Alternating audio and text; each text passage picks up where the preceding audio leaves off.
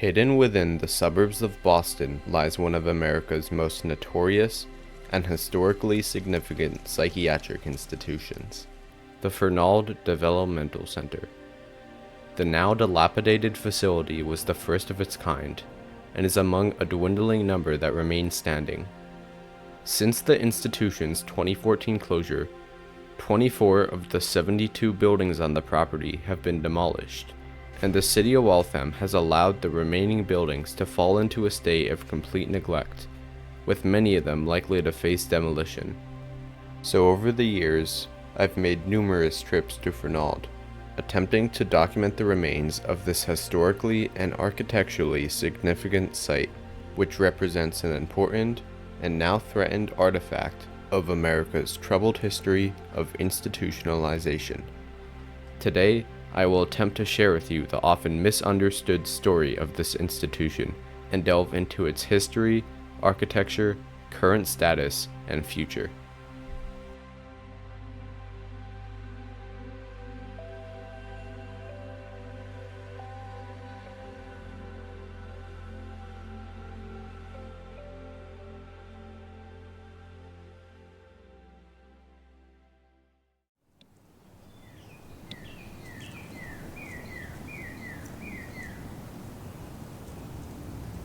The story of Fernald is long and complicated, marked by periods of misunderstanding, abuse, and compassion. Throughout its history, the institution has served as a testbed of sorts for numerous revolutionary ideas related to the treatment of intellectual disabilities. Fernald laid the foundations for countless others like it, representing the very origins of state-run institutions in America. First called the Experimental School for Testing and Training Idiotic Children, the institution was founded in 1848 by Samuel Gridley Howe, a physician, educator, and abolitionist who had previously founded the Perkins School for the Blind in South Boston. This new school would also initially be located in South Boston and was established with the goal of teaching developmentally disabled children to live in society. At the time, the idea that such a thing could be done was groundbreaking, and Howe conducted a successful experiment to demonstrate the validity of his theory to the state of Massachusetts, which agreed to fund the initiative. Thus, in 1850, it was renamed to the Massachusetts State School for Feeble-Minded Children and adopted by the state, but Howe remained superintendent. Under his leadership, Howe kept the institution from expanding despite the trustees' best efforts. He worried that allowing this would cause his school to regress into an ineffective asylum-like institution, which was exactly what his school was intended to rectify in the first place. He believed that a smaller, more controlled environment with emphasis on teaching and training the mentally disabled could eventually allow patients to reintegrate into and contribute to society. Howe's model, which was based on the methods of Edouard Seguin, proved successful and represented a significant upgrade in terms of both effectiveness and humane care over traditional overcrowded asylums, where patients would generally remain for life, with little regard given to their rehabilitation. Shortly after Howe's 1876 death, the trustees moved forward with their expansion plans and bought the first 18 acres of land where the institution sits today in Waltham, Massachusetts. However, the first patients weren't relocated to the new site until 1889. This particular spot was chosen for its beauty, surroundings, and proximity to Boston. The rolling hills and oak forests that surround Fernald created a pleasant, serene environment ideal for an institution focused on rehabilitation. A relatively secluded location was chosen to decrease the chance of patients successfully running away and coming into contact with the public. The grounds also had an abundance of green space suitable for recreation and farming, which were both common activities for the more able-bodied patients during Fernald's earlier decades of operation. Besides recreational activities, patients followed structured routines that included classroom time, music and physical education sessions, as well as manufacturing and art-related activities. Boys received manual and industrial training, while female patients received domestic training. These programs were highly innovative for their time, being quite effective and comprehensive during the institution's early days, when more staff and resources were available per patient. Howe's model of care also influenced Fernald's physical layout and construction. The traditional asylums of the 19th century were typically built according to the linear plan, which consisted of a single, large building where all patients were housed under one roof. However, Fernald was among the first of many state-run institutions to be built with a different approach. Pioneered at Willard State Hospital, cottage plan institutions were composed of groups of short, small buildings arranged similar to a small village. It was thought that this new arrangement of detached buildings would help facilitate superior patient care. In 1887, the state of Massachusetts appointed the esteemed Dr. Walter Elmer Fernald as superintendent. Walter E. Fernald supported the eugenics movement, which was very much reflected in the way the institution was run. The movement advocated for the improvement of the human gene pool by controlling reproduction and preventing certain groups, such as those with genetic mental disorders, from producing offspring. This meant that institutions like Fernald would take on the role of isolating those deemed feeble-minded from the rest of society. Many of the young patients at Fernald, however, were of average or slightly below average intelligence, often being children who were neglected by their parents, orphans, the homeless, or delinquents. These higher-functioning patients were relied on for labor and performed a great deal of the campus upkeep and custodial care. Around the turn of the century, the institution's enrollment started to grow rapidly, reaching 680 by 1900 and surpassing 1400 by 1910. A trustee's report from that year recounts that it wasn't unheard of to see 50 patients sleeping in a single room. To compensate, the Fernald campus quickly expanded, and other similar institutions were founded to relieve crowding, such as the Wrentham State School 20 miles to the south. As the number of buildings grew, a dedicated power plant was established at the southeastern corner of the grounds to replace the existing boiler house. This plant supplied heating to the buildings through a network of underground steam tunnels. In the decades following its 1925 construction, it would have been operated by the higher functioning male patients. The power plant was just one of the many notable facilities on site at Fernald, which included a greenhouse, a chapel, gymnasiums, pools, an assembly hall, an infirmary, and more. With all these on-site amenities, Fernald could be seen as somewhat of a self-contained facility, and patients would rarely need to leave the grounds as a result. Shortly before the end of his life in 1924, many of Dr. Fernald's beliefs regarding treatment began to change. He retracted many of his eugenicist views and pledged support for more decentralized, community-based care. He realized that many of the changes he had pushed for had moved the institution in the wrong direction, as he reiterated to his colleagues before his death. A final warning sign about the dangers of merely providing custodial care to patients, as opposed to actual therapeutic treatment. Unfortunately, his successors largely ignored him, and the institution quickly became little more than a warehouse for the mentally disabled. As the population continued to grow, the facility became severely overcrowded. The on-campus patient population peaked during the late 1950s, reaching 2,500 patients, vastly more than the institution could handle. With this, living conditions and hygiene quickly deteriorated to inhumane levels, subjecting patients to a horrific environment which further impeded any chance of effective treatment. During the 1950s, over 70 male patients were fed oatmeal with radioactive calcium tracers, something that was not disclosed to them until decades later. This event has gained a great deal of online attention and has ultimately become what the institution is best known for. While this isolated incident is certainly significant, it pales in comparison to the far more disturbing pattern of patient abuse and neglect which occurred throughout the better part of the 20th century. For decades, cases of verbal, physical, and sexual abuse plagued the campus, unbeknownst to the public. This was largely due to understaffing. For most of the 1900s, there would have been dozens of patients assigned to a single attendant, and hundreds of staffing vacancies, a byproduct of underfunding. Due to the shortage, many of the employees who worked at Fernald during the 1950s and 60s were desperate hires, unqualified for their position as caretakers, who would lash out at the patients when their job became overwhelming. It wasn't uncommon for rightfully frustrated patients to protest and rebel in return, sometimes in violent or destructive ways, which was typically met with harsh backlash and punishment from staff, including solitary confinement.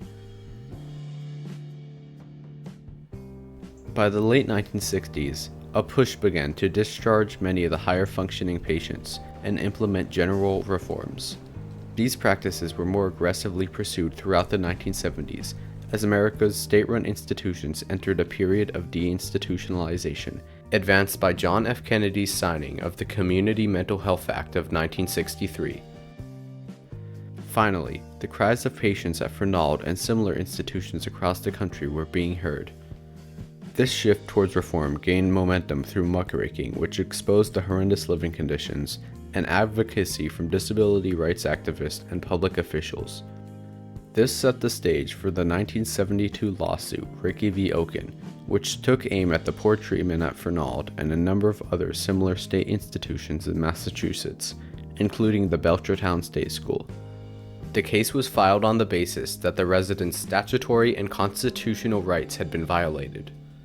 A consent decree approved in 1978 called for reform, and life within the institution's walls began improving. This started with increases in staffing and a shift towards properly caring for and rehabilitating patients. Your follow-up study and showed that under ordinary custodial principles, children, no matter what they started with, lost in intelligence and capacity to learn as a result of being admitted. Therefore, we have felt a compulsion to set up these new programs so at least the children don't lose. I think in the new programs, the children are gaining. An influx of new funding in the 70s allowed for the much-needed renovation of many existing buildings, as well as the construction of 25 new buildings. This included recreational facilities, a new food service building, and more, which all served to improve patients' quality of life. One other aspect is that we've taken idleness out of their life as much as possible. I think idleness is one of the greatest enemies of the progress of these residents. They have nothing to do, and they get into all these repetitive, self-destructive habit patterns, which then add other vicious cycles. By being destructive to others, they have to be restrained. They lose all further opportunities at learning. By the late 1970s, a spread-out series of one-story cottages provided more home-like living spaces for the remaining patients, and fell more in line with the community-based care model being popularized at the time. Several other buildings were built for the purpose of developmental disability research, in partnership with the UMass Medical School. As mentioned, this new construction coincided with dramatic decreases in population, freeing up capacity in many of the old residential buildings. As a result, during the mid-1980s, several of the old buildings in poor condition could be abandoned. Throughout its existence, most patients at Fernald arrived when they were minors, but by the 1990s, long after new admissions had ceased, almost the entirety of the institution's declining population had transitioned into adulthood and elderly. Only the most severely disabled patients remained, those who couldn't conceivably make it on their own in society. Around this time, Fernald also underwent its final name change, transitioning from the Fernald State School to the Fernald Developmental Center.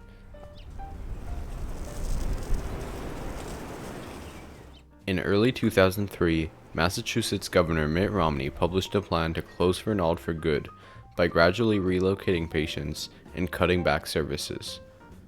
At the time, about 300 patients remained, and both their families and staff objected to the plan, worried about the potentially devastating effects of forcing the remaining patients to relocate and assimilate to an unfamiliar environment, particularly because many of the remaining patients were severely disabled and suffered from other chronic diseases. They also recognized that the push to close Fernald largely stemmed from the state's desire to save money, and that insufficient thought was given to what was best for the remaining patient population. Families and staff brought their concerns to court and urged Judge Joseph Taro, who had previously overseen reform lawsuits in decades past, to advocate for keeping Fernald open. Despite his best efforts, the Deval-Patrick administration pressed forward with closure plans. However, it wouldn't be until November 13th, 2014 that Fernald discharged its final patients. This is thanks to the uphill battle that the Fernald League and subsequent Fernald Forever Families advocacy groups fought against the state. Money was ultimately what sealed the institution's fate. Just before closure, it cost the state about $10.9 million a year to support the last 13 residents. This was largely due to the costly infrastructure associated with the institution's large and dated campus, including the maintenance of steam tunnels and operation of an overly large oil power plant, which only served 6 buildings at the time of closure. It should be noted that in its final few decades of operation, conditions at Fernald were quite good and humane. A more appropriately sized and trained workforce meant that more attention was given to providing quality, individualized care to the remaining patients. By the very end, Fernald had turned into a tightly knit community of patients and staff, residing in a small group of cottages on the western edge of campus, which were collectively known as Malone Park.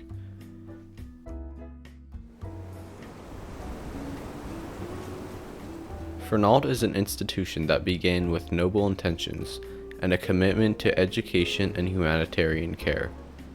At one point, it enjoyed a strong national and international reputation as a leader in mental health treatment, acting as a poster child for many other institutions. Unfortunately, for a portion of its existence, Fernald veered away from this original vision, devolving into a place of neglect and mistreatment. However, towards the end, it managed to reclaim its dedication to genuine care and compassion.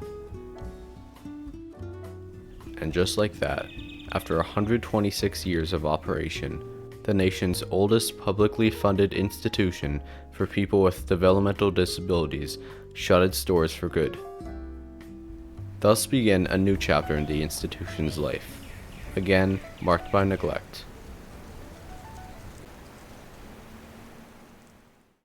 After the closure of Fernald, the city of Waltham bought the 200-acre property from the state of Massachusetts for $3.7 million, a bargain given the value of the land. Since then, the city has demolished all but 3 of the more modern buildings on the property. In 2017, 20 structures were demolished, including all 18 of the cottages built during the 1970s and 80s. A second round of demolition came in 2021 when 4 more buildings were demolished, including the Eunice Kennedy Shriver Research Center and 2 massive residential buildings known as Kelly Hall and the Green Building. All of these buildings were built after 1950 and weren't of particular historical or architectural significance.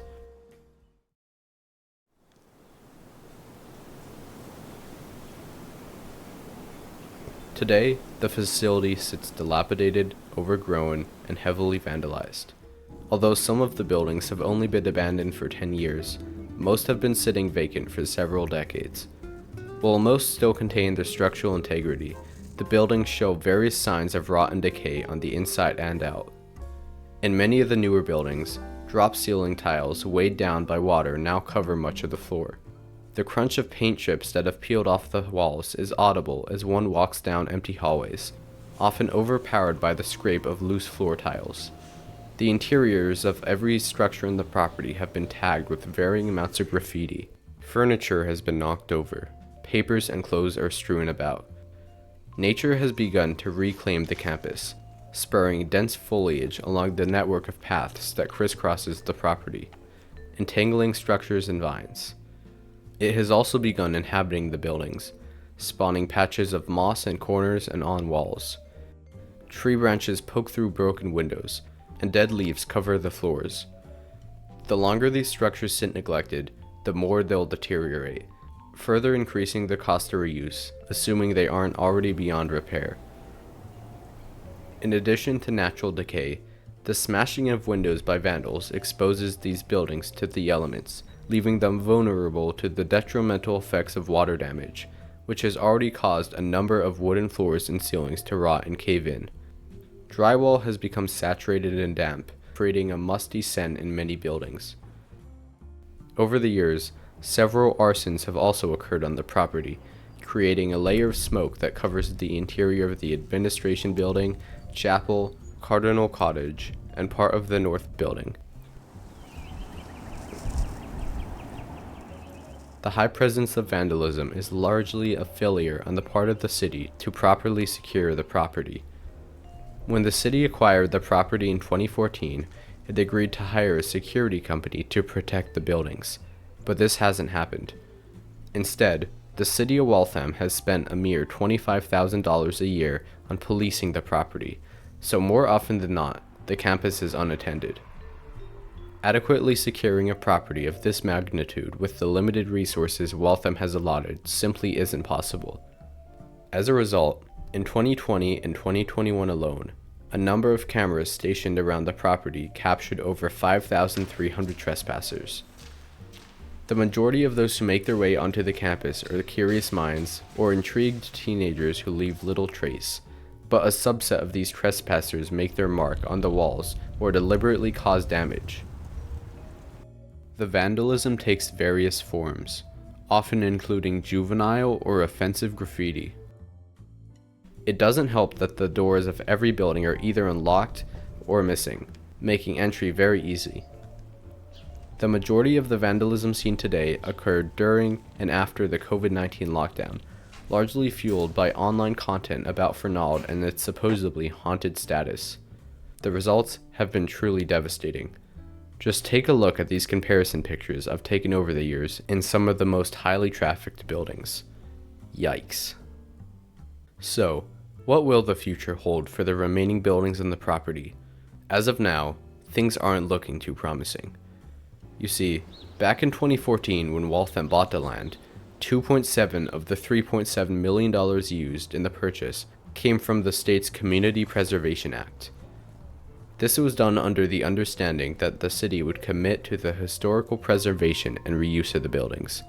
But just like with the security situation, the city has completely neglected to fulfill its promise. The fact that the property was largely bought with CPA money, combined with the fact that most remaining buildings are on the National Register of Historic Places, should, in theory, provide them with some level of protection.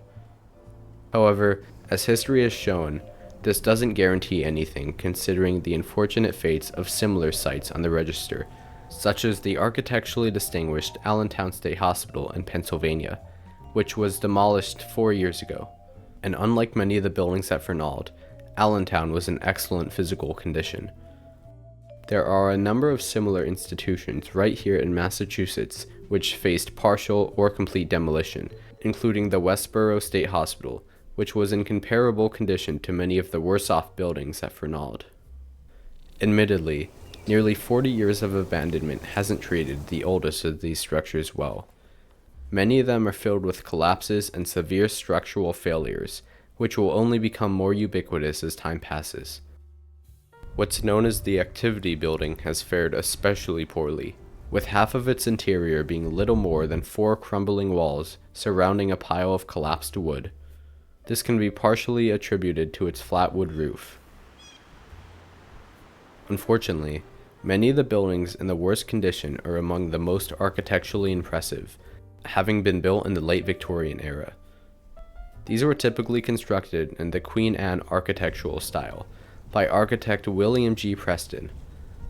They all feature red brick walls with fieldstone foundations and red sandstone adornments. Numerous buildings feature belt courses which break up their brickwork. Windows sit atop sandstone sills and are often surrounded by yellow wooden frames and intricate masonry. Corbelled cornices line the intersection between walls and overhanging slate roofs. A great deal of thought has been put into making every facade pleasing and unique, with lots of interesting geometry and depth. The schoolhouse building makes extensive use of arches and bricks placed in a striking zigzag pattern. Waverly Hall features prominent decorated chimneys and 2 rotundas with copper roofs. The front of Old Activity Building is defined by arched brickwork and lots of interesting curvature. West Building features a unique layout, numerous buttresses, and elaborate carvings on either side of its arched entryway. The interiors of these older buildings are also charming, with comforting pastel paint, wooden trim, curved walls, grand central staircases, and vast vaulted ceilings. This impressive architecture once stood as a testament to the quality care and noble aspirations that the institution initially started out with.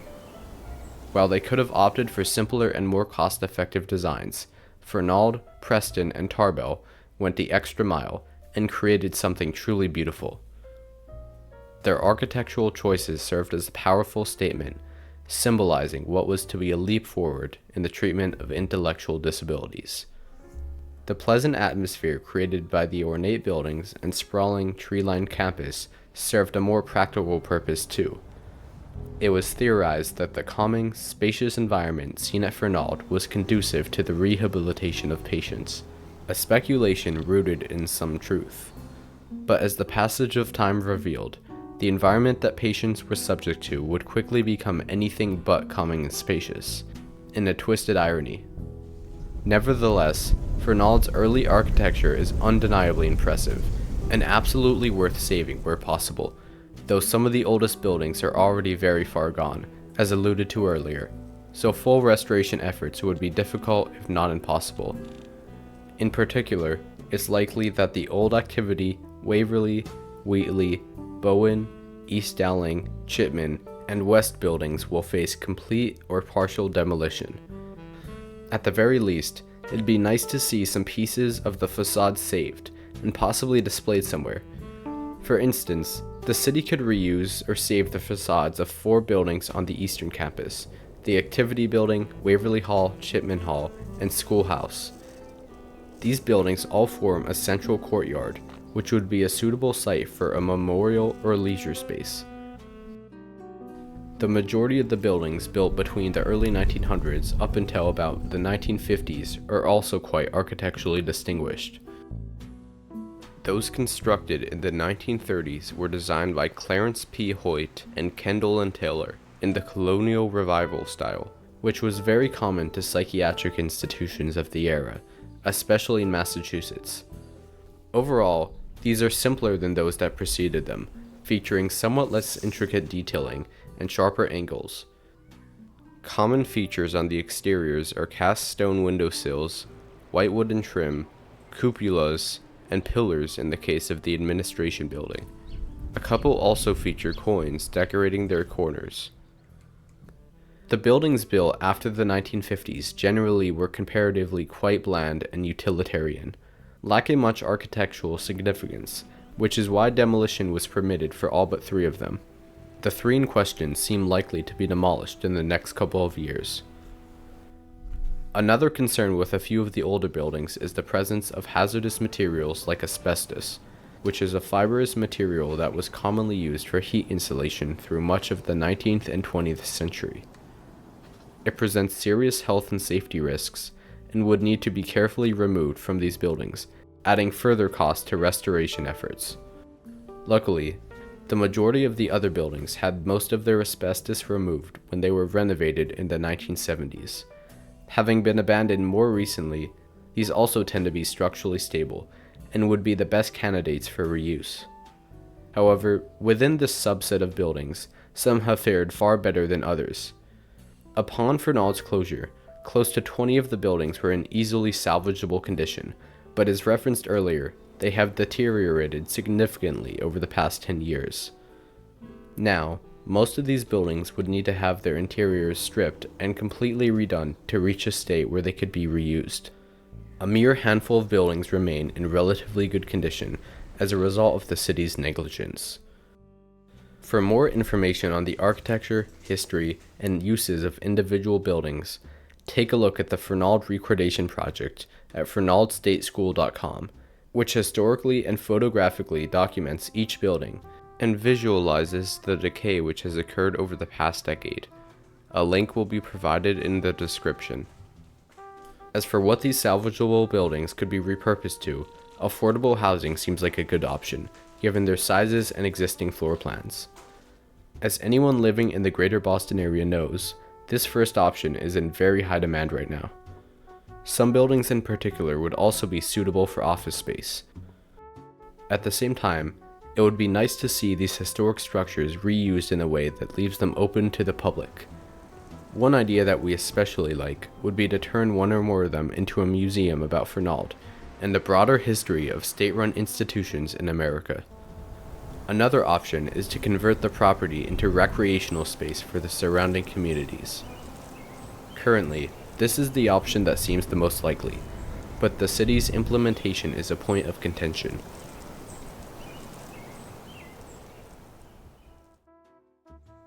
For years, numerous proposed uses for the former Fernald campus came and went, but few gained any real momentum. However, in August of 2022, the city of Waltham released its most concrete proposal to date, which sees the northern half of the property being converted into a recreational complex, proposed to include athletic facilities, walking trails, an amphitheater, golf courses, a mini electric train, and much more, at an estimated cost of $45 million. In March of 2024, the city began construction on a $9.5 million subsection of this larger plan, which will include a universal playground, a small memorial, a mini golf course, and a spray park, among other amenities. While some may see this plan as a positive development in that something is finally happening with the property, other residents have raised concerns. Many believe that the amusement-style rides and activities simply aren't what should be prioritized for the land. Residents have also expressed concerns about whether the recreational amenities being proposed are appropriate, given the troubling history of how children were treated on the property. Some are also frustrated with the vague plans for a memorial on the site, and worry that not enough care will be given to properly acknowledging the site's dark past, especially since the city did not consult the disability community or past residents for input on the plan, according to a number of individuals who testified during the March 27, 2024 input meeting, as well as a Channel 781 News social media post. Despite being built with disabled people in mind, the attractions being constructed also aren't currently accessible by public transit, severely limiting who will be able to access them. Yet 500 parking spaces are proposed in the $45 million plan. These are all valid concerns, stemming from a plan that many see as arbitrary and aimless, not informed by a deep understanding or genuine concern for the Fernald site and its historical significance. This doesn't mean that there aren't residents who support the current plan, but as far as I can tell, supporters appear to be in the minority, based on my experiences having attended the March 2024 input meeting and having analyzed online discussion about the plan. This brings me to another major problem with this plan, a chronic lack of transparency and community input throughout the whole process. For example, the Recreation Board meeting, during which the plan was approved, which occurred on July 20th of 2022, was largely obscured from residents and occurred with virtually no notice to the public, according to a Channel 781 News social media post. Only a single public input meeting, which took place on December 7th of 2021, preceded this vote, during which residents overwhelmingly voiced concerns and questions about the plans, but never received a response, according to an individual who testified during the March 27, 2024 input meeting. This has left residents in the dark, as the recreation plans have moved forward and construction has begun. 3 years later, resident opposition, advocacy groups, petitions, and a number of news articles have brought attention to the problematic situation and to some of the aforementioned shortcomings of the city's management of the site since Fernald's closure. These recent developments have gotten the city of Waltham's attention, prompting the aforementioned public input meeting which occurred on March 27, 2024. Alarmingly, 6 out of the 12 city council members voted against holding the meeting, and Mayor Jeanette McCarthy wasn't present. Despite this, hundreds of residents attended the meeting, and there was standing room only when I arrived. For nearly 3 hours, dozens of residents commented on the plans, presenting a variety of different perspectives on the situation. I also testified, and brought up the issue of building reuse, as did a number of others. Specifically, I discussed how the current plan remains largely ambiguous about the futures of the buildings themselves. It seems to me that the city is being complacent and continues to drag its feet, letting the buildings further deteriorate despite the preservation commitments the city made a decade ago. If there is any hope for reusing the buildings, the city certainly doesn't seem very determined to capture it. One may ponder whether a portion of those in city government have been intentionally neglecting to take action, willingly allowing time and vandals to eat away at the remaining buildings, to the point where nobody can object to their demolition.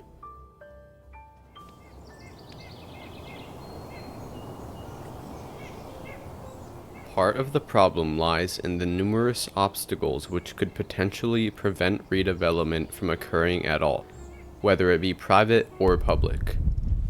As mentioned, the Fernald property was purchased using Community Preservation Act money, and with this comes a number of requirements that the city must meet before any shovels can hit the ground.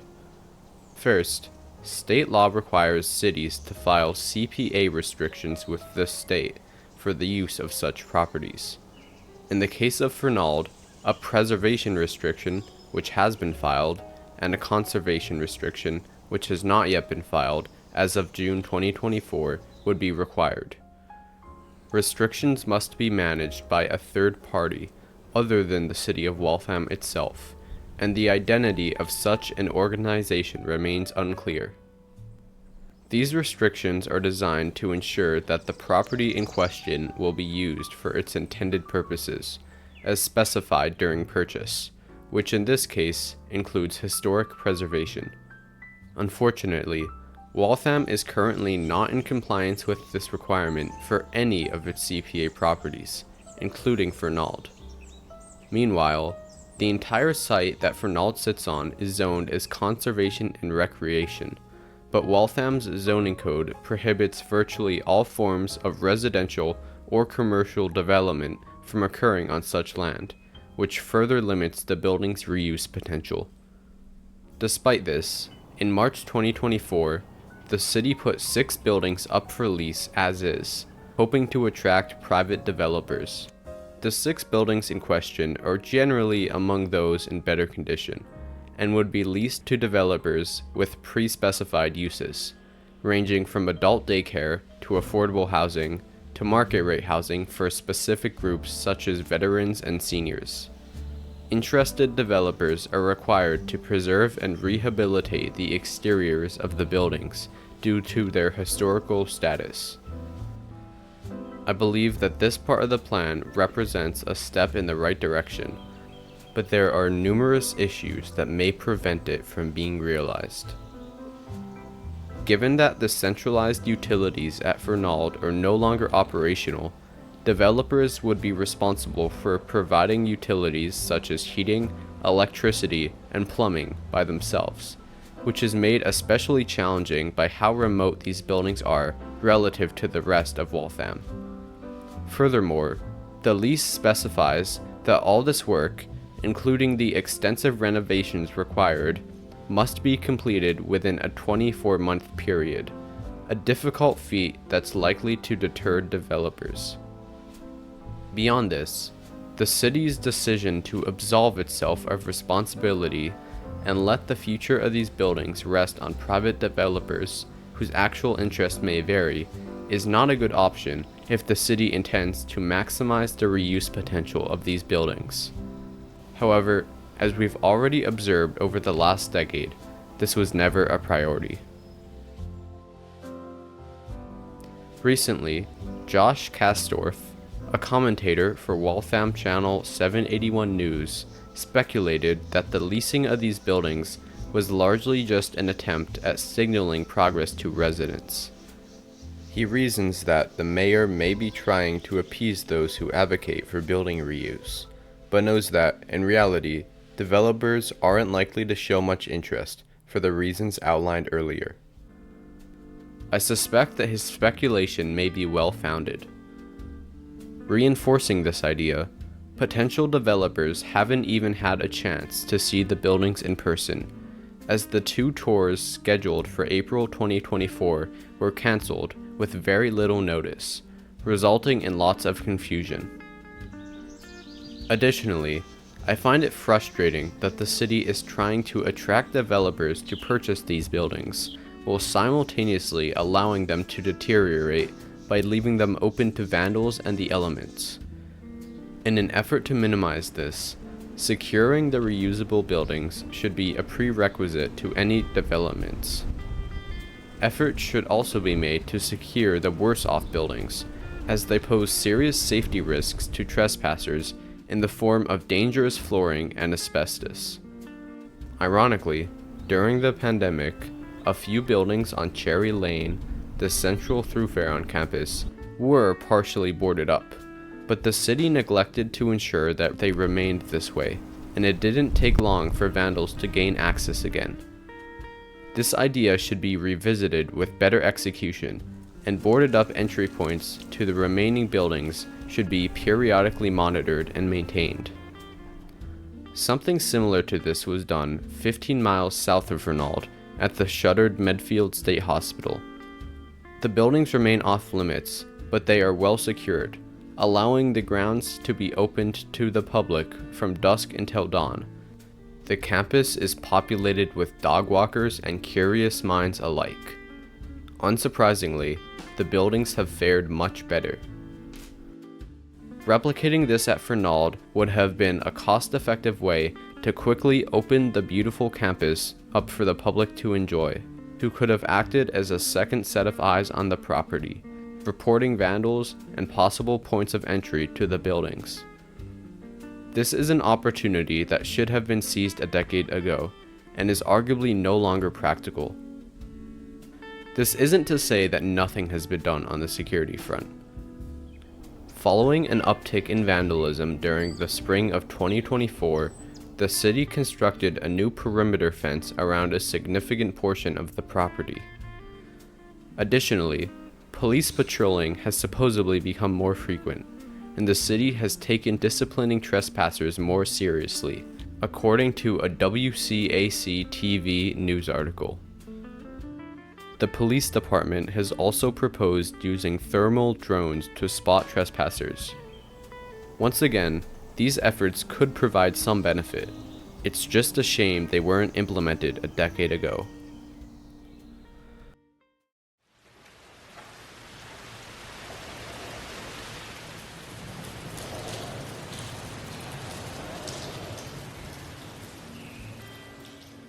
I do want to give the city of Waltham some credit where it's due.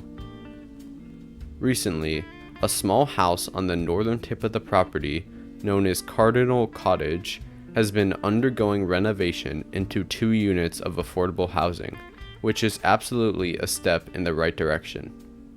Additionally, wetland restoration work has been performed on the northwest corner of the property, restoring a pond which was illegally filled in during the 1970s to make way for the cottage complex. The redevelopment of Fernald is obviously an ongoing situation, so for more in-depth and up-to-date information, I'd recommend visiting the Fernald redevelopment section of the Waltham Politics website, which will be linked in the video description. The closest thing we have to a master plan on the Fernald site is a website put together by City Councilor Bill Hanley of Ward 3, which I would also highly recommend checking out. The whole situation is very complicated, and I only covered a subset of the developments in this video for the sake of time, mainly pertaining to the buildings themselves.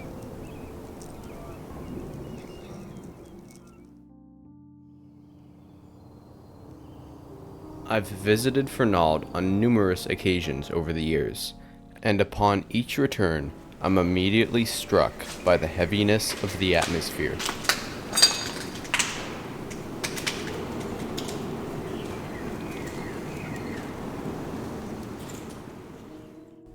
Contrary to what self-proclaimed ghost hunters on the internet might lead you to believe, the Fernald campus doesn't feel especially eerie or haunted.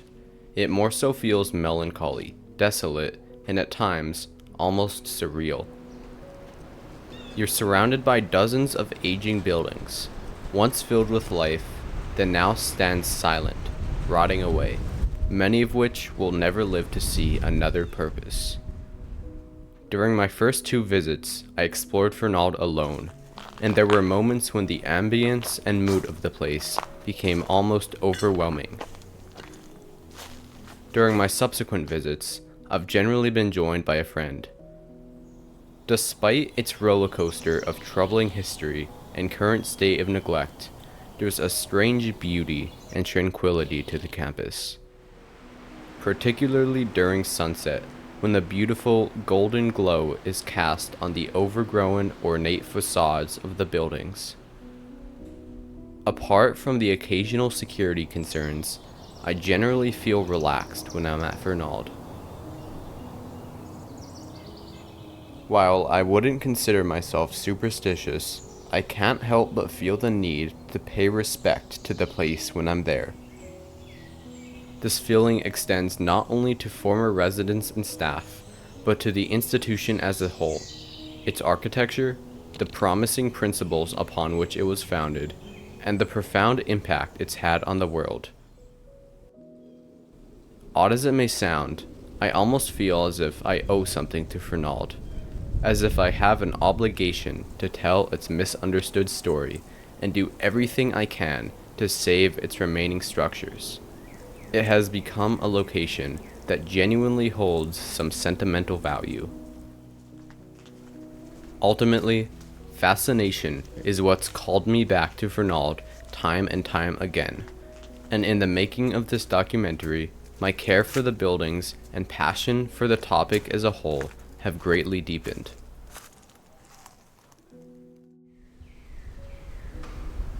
Where possible, these buildings deserve a second chance at life, and the legacy and history of the institution deserve to be treated with respect. I hope anyone who resonates with these messages will join me in advocating for their realization and hold the city of Waltham accountable for its lack of responsibility. Even if, like me, you're not a Waltham resident, you can still email the city councilors, attend relevant city meetings, and spread the word about this urgent matter.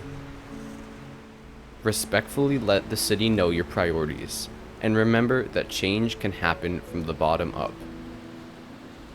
It's incredibly unfortunate what's been allowed to happen to the property over the past decade, but I truly believe that preserving its history and buildings isn't a lost cause. But if I'm mistaken, let this video serve as a documentation of Fernald's contemporary history, marked by a series of failures to capture the opportunity that lies within these neglected buildings. I want to genuinely thank you for watching this video. It took absolutely forever to put together, but I feel that the message it sends is of great importance. All the sources used, along with photo credits and helpful resources, will be linked in the description below. In particular, I recommend checking out the 2004 documentary Frontwards, Backwards for more in-depth historical information.